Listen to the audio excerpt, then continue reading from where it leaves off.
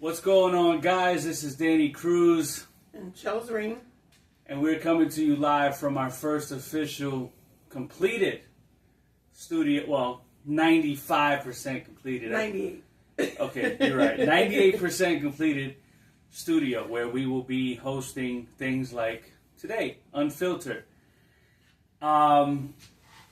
This episode is going to be very informative, controversial at some points. But I think, with all respect to everything that's going on in the world of wrestling and just professionalism overall, I think it's something that needs to be discussed. So, literally no time for bullshit. Right. So, viewer discretion is advised for those of you who are under the age of 18. There will be a lot of swear words and things that you wouldn't normally hear on your weekly televised programming. This is WBW Unfiltered. So, parents, put the kids away, and we're going to get right into it. So, this first episode, I think, we wanted to go over something that has kind of struck a nerve with us in recent events. And accountability is the topic for today's discussion. And first of all, I know you're already licking your chops because you already, the gears already turning. So my gears started turning when we even started talking about doing this. Yeah, today. she got a little antsy. So anyway, let's put something in perspective. Usually at this time of night, I'm like, all right, I'm going to bed. I got to work tomorrow. The fact that I'm foregoing my beauty sleep, okay? Anyway, tells you a lot. So accountability is the topic for this first episode, and we're just going to jump right into it.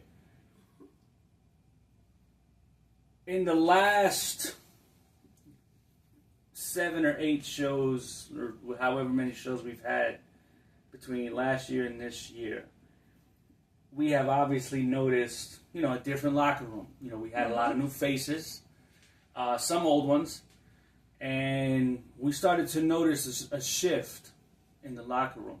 Yes. For those of you guys who've ever worked with us, for the last 7.5, 8 years that we've been around, we run a tight ship.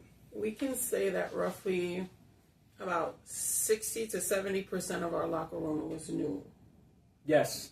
From last year. From last year to this year, we had a lot of new faces, a lot of debuts, a lot of, again, new talent. So we noticed a certain shift, and the shift comes in the form of drama. So I will now mute myself, and from the CEO's perspective, from a woman's perspective,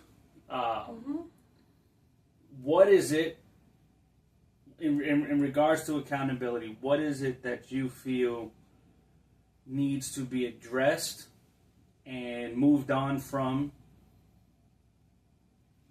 going forward?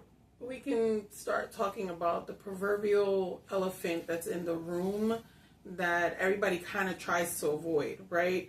So, from a woman's point of view, okay, from a CEO point of view, I think it's where it comes even more, because Danny the owner, Danny the booker, has presented himself in a way where it's like, yeah, all are welcome.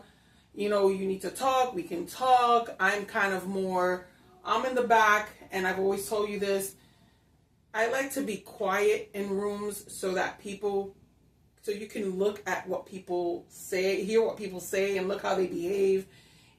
People will tell on themselves, right? Of who they are, what their characters are. And I've noticed in many times within this past year, and then last year, the shift in drama and gossip, which I have very little tolerance for, right? I'm the type of person that if there's something that you need to say to me, something about me, something I didn't do, something that has to do with me, my husband, my children, my business, whatever the case may be, come discuss that with me and not amongst yourselves and circle jerks or in other people's locker rooms. It's let's shoot straight, right? When it comes to accountability, a big thing that I've noticed just amongst wrestlers, and lately because I am mostly around women talent, female talent, is the blame game, right? And it's the talk behind the back blame game, not telling the person who they have the issue with blame game as far as injuries are concerned or missed spots were concerned. I mean, that seems to be the norm because in the indie wrestling, just any industry, there's always that level of high school bullshit that just seems to never leave high school, never stay in high school. Right. It drags on into the professional world. So everything you're mentioning in regards to the bad mouthing behind the back, the blame game. Right. It doesn't matter, male, female. At the end of the day, it seems to be the thing to do to pass time. Well, one of the things is, and I'm sorry to interrupt you, is the fact that our locker room was never like that before. Okay. We have worked with several females, several male wrestlers. It doesn't matter. Honestly, it doesn't matter who it is. And there never has been so much drama as there has been as of late. Right? Well, speak on it. I mean, this is unfiltered, so we gonna get as raw and rugged as we possibly can. This platform that we're trying to bring back, because we did start this sometime last year, and I think a year before. We're trying to bring this back because we want to use this not just to bicker and talk about different topics to better the industry somehow, but to also use this as a way to build storylines, introduce characters, introduce the person behind the character, and just kind of get a real raw feel, unfiltered feel. I know I'm going to keep plugging the word unfiltered, but it is what it is. That's kind of the overall goal. But in between those interviews and introductions and story time, the stories and stuff we're going to talk about has to be discussed, whether you like it or not. But this is why I even think we've had this conversation, and I even mentioned this in one of my videos that I recently posted on TikTok, is where the business end and the friendship end starts to blur lines when you're too nice, when you're trying to be too politically correct, or you're trying to, smooth things over for the sake of business. And, and earlier my thoughts were, well, of course drama happens. People are still in their high school mode and they talk a lot of crap. All right, but so it's like when it affects business is when where the problem comes. All right, so let's get to it. I'm going to call this shoot your shot. Now, shoot your shot is usually more for like a dating, let's try to, but for this one, shoot your shot is we're going to shoot straight. And for those of us who understand what shooters mean, we're not holding back, basically. So shoot straight, or shoot your shot, and whatever it is you need to get off your chest. Okay, so I saw a post earlier today by Nishoba in regards to her injury, okay? And usually, I wouldn't do something like this. I'd probably just reach out to her directly, but I've already had this conversation in private. So, because the post was made public, now I guess it's my turn to make it public. She mentioned about her currently being bedridden from an old injury, and that it got worse during her match in August, in late August, which was with myself. And I have to tell you, okay, during that match, we had not even, first hit out was hers, who dislocated my jaw. Okay?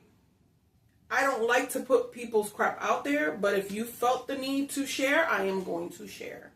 Okay? So let's first throw at the match, first throw today with the post.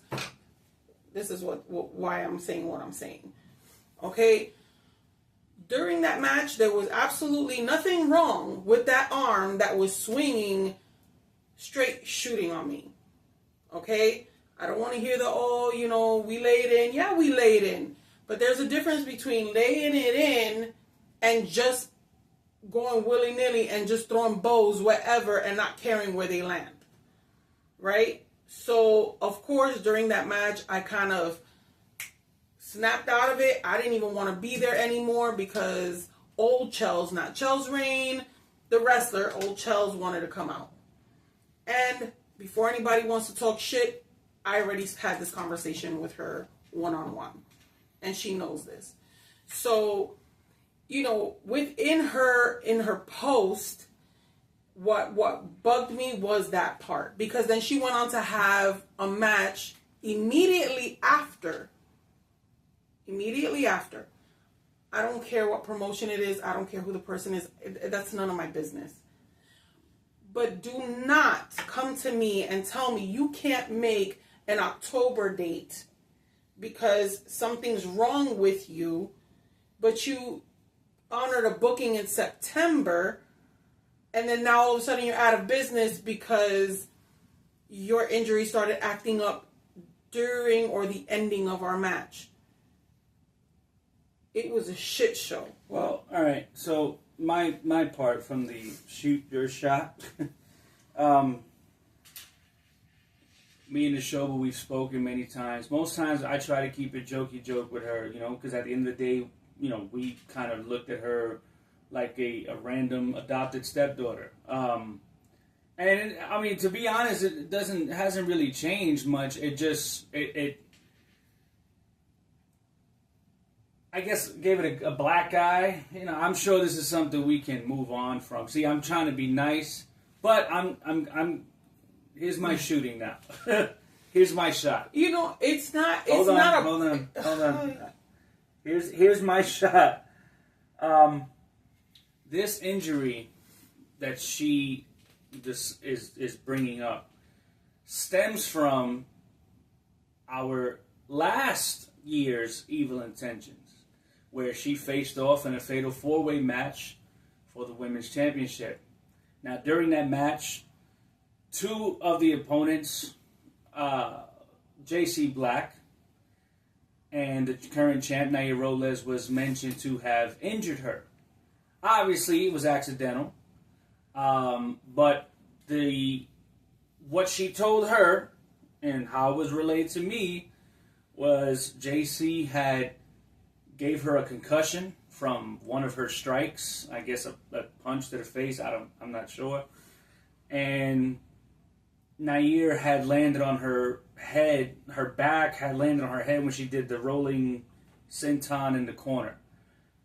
Now, from October of 2024 to August of 2025, she has been seen, and you guys can look back at her content because she posts often. She was in other matches. She was in ring. A lot of other matches. She was in ring training. Playing basketball. Playing basketball. So, at no stage of the game, Neshoba, when you do see this, do you come out the victim. You chose to continue accepting bookings knowing you weren't 100%. Now, I'm not here to tell you how to live your personal life. This is not a kumbaya, come to Jesus meeting for you. This is more of a holding you accountable for your actions. See, everybody signs an agreement and a waiver when they come work with us. And I got the documents to prove it. So if you don't tell us that you're still dealing with an injury and you choose to push through the injury in the same format that caused it to begin with, which was wrestling, it is now on you. Let's Hold on. Because it needs to be understood, so there's no mincing of words or anything like that. Right. From October, or better yet, November, right after the show, because it was the end of October, October 26th. So by the time you got home, within that first week, you reached out to us and you told us what was going on. Now, we did not have any shows lined up until, as you were there, in August. From November to August, you were in other matches, whether it be with men, multi-person matches, doesn't matter. You were still continuing to push through an injury that took place at one of our shows. And you made it clear that it happened at our show. Multiple times. Right. So, here we are, just under a year later, you're now bringing up that same injury that has been lingering for a year, and all of a sudden, this is the one, as you just said, August was when it got worse. Now, I find it, and I'm big on patterns, and I'm big on it not being a coincidence, but I find it hard to believe that those injuries don't come up until you're at a Warrior Breed show. Okay, I have to say something. The reason why I'm so hot about this situation is because these things were not discussed. She didn't tell anybody else outside of us, wrestling-wise, what was going on. She didn't confront Nair. She didn't confront JC. It wasn't a conversation with them on a regular basis about how she's still struggling with these injuries. So what upsets me is that right after our match, she's holding her arm.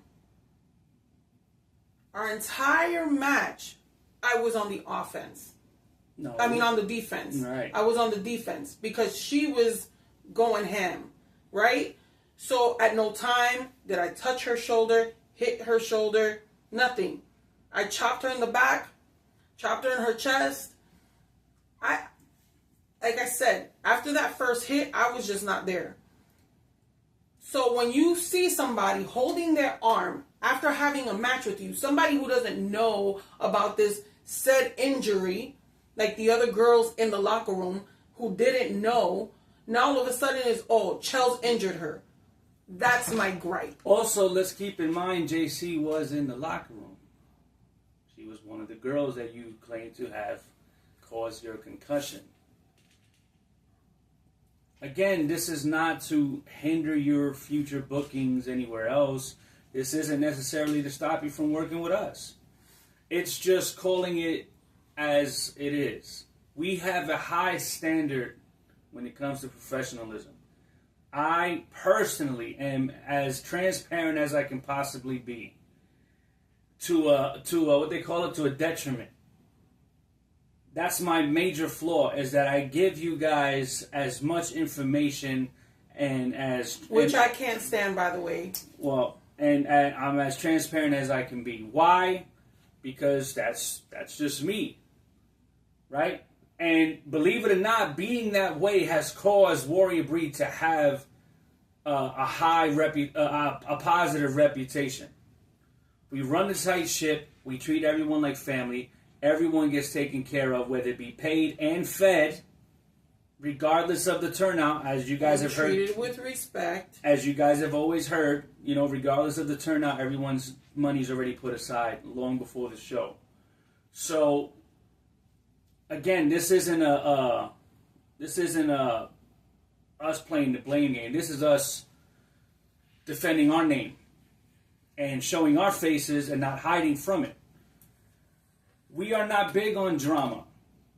And as she mentioned, for the last year, there has been nothing but Now, all of this newfound drama that has now spilled over into Warrior Breed stems from outside company issues.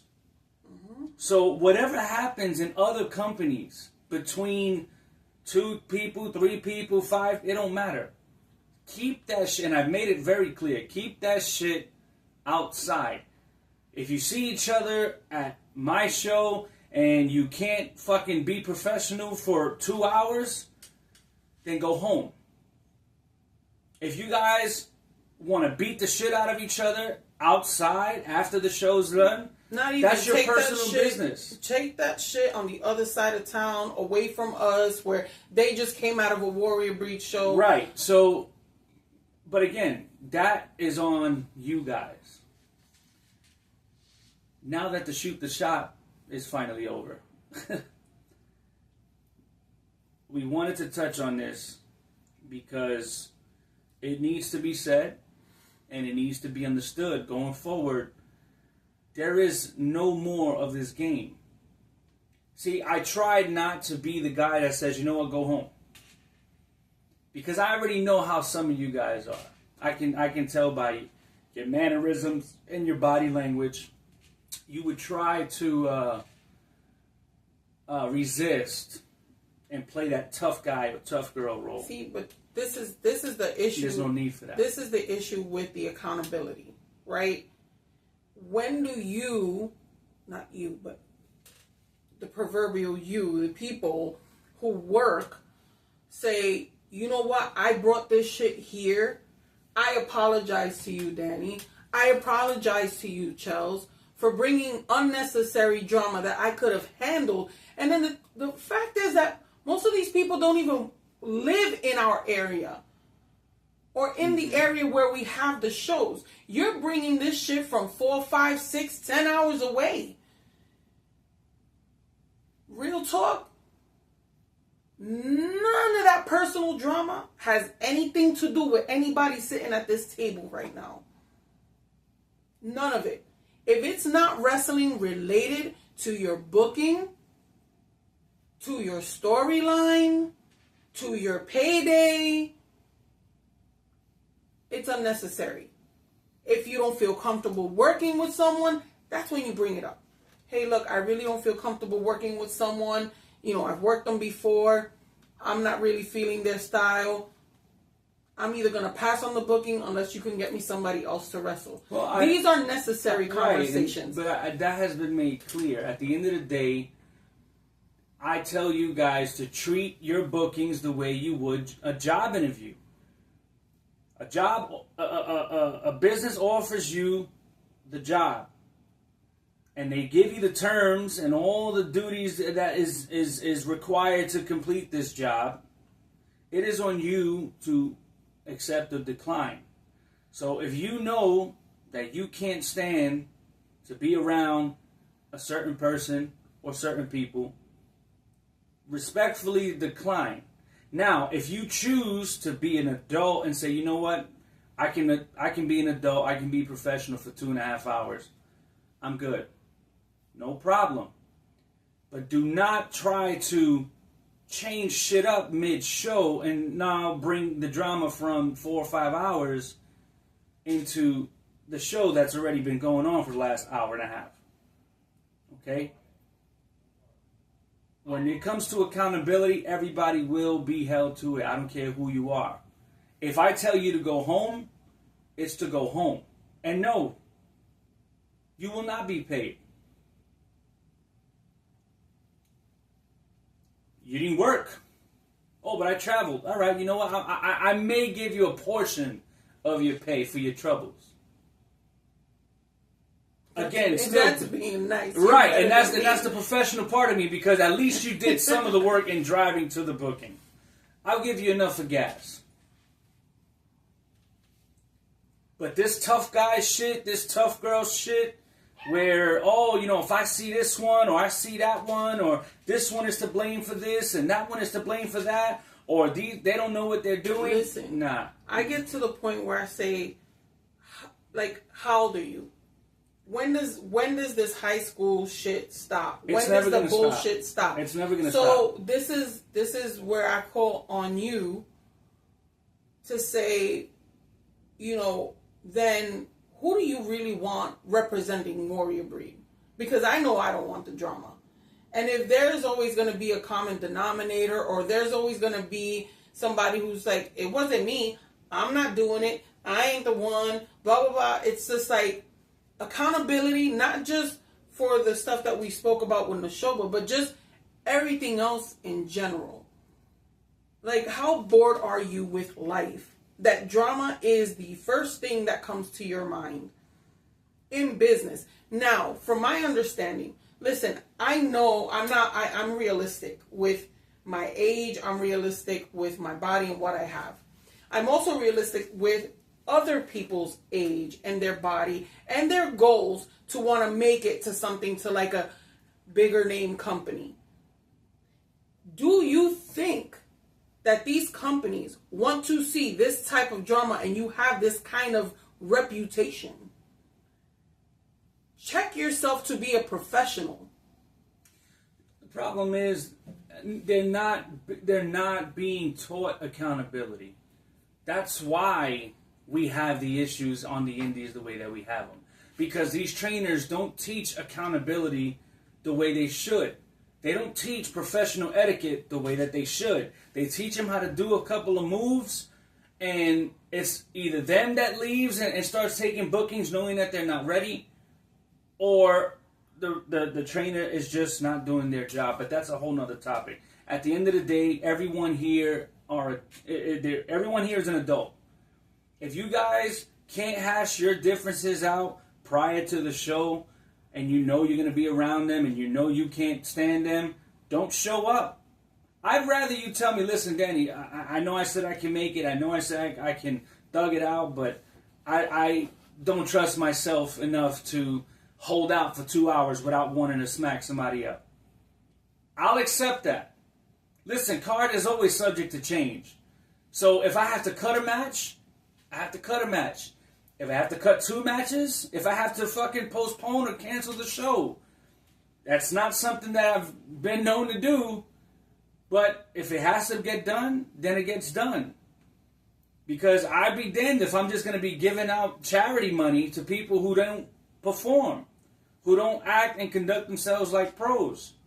Because at the end of the day, I've said this many times and I'll keep saying it. All I'm doing is booking you and filming you and editing your shit. So however it shows, that's your work. That's the There is no editing in the world that will change how the match went. So to end this off on a good note,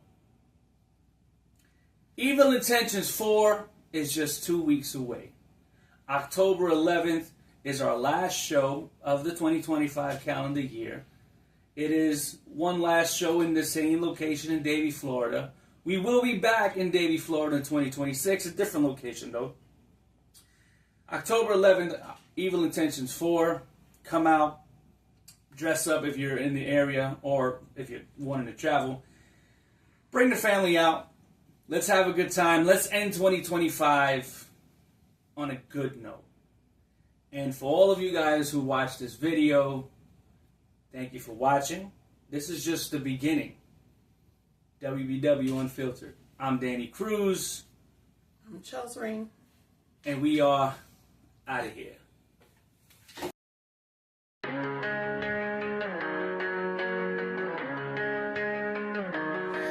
I've cried and I've cried. Tears flowed from my eyes. Pushed through the pain, and still I'm alive. I'm a survivor.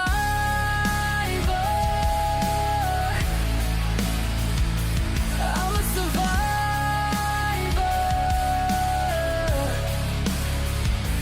I've been beaten, I've been broken,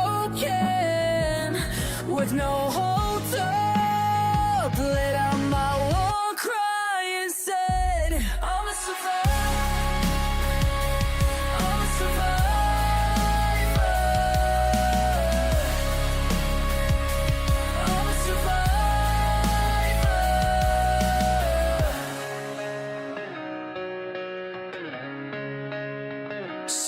survivor of the fittest.